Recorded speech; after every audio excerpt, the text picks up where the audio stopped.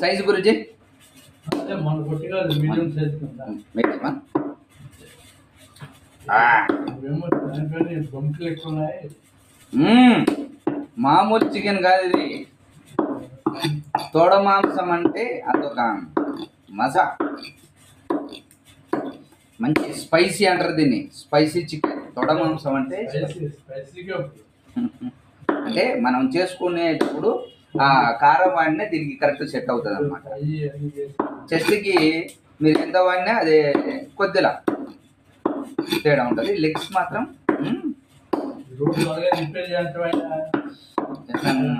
నెల అయింది గురుజీ.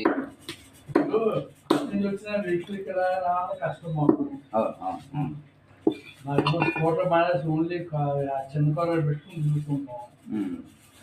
నువ్వు కడగలేదే అయితే కావాలంటే కడిగిస్తాను ఇంకా.